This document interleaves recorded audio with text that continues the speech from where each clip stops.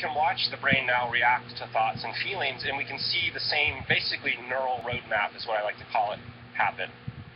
And so our brains are literally hardwired. We've created synaptic connections that take a thought, an emotion, a sight, a sound, a smell, process it through a certain route to get to an end result.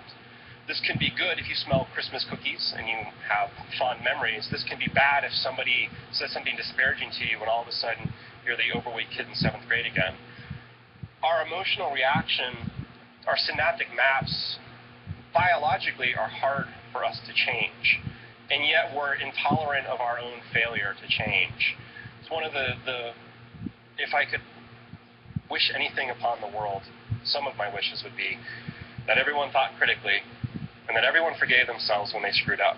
Because if we know that our hard wiring is such that it's going to take time for us to change, 3 weeks to change a habit, 21 days to change a habit is the typical. Why is that? Because every time you have that same reaction, the other part of your brain goes, no, that's not right, and they build a new synapse and another new synapse until you've literally redrawn the map. But to redraw the map, you're going to have a cupcake at 10:30 p.m. despite the fact that you're on your diet.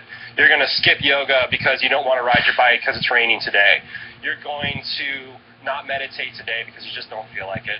Saturday night you went out and had maybe a bit too much wine, so you're not going to go to church on Sunday, but you said you'd be going back to church. And now that you've had your cupcake, now that you've not gone to yoga, now that you haven't gone to church, well, screw it. You've just given up, right? Because you failed. Why do we not let ourselves fail when we know biologically how hard it is to change patterns of behavior? So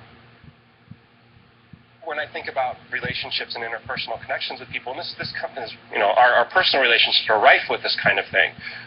I mentioned the relationship log, and the piece that I talk about this, I call that section, "It's not you, it's me," which I like because that's the standard lame excuse for breaking up with someone, but a lot of times it really isn't you, it's really just me, and I'm reacting to you from some sort of ancient place, and you have no right to be, or you don't deserve that from me.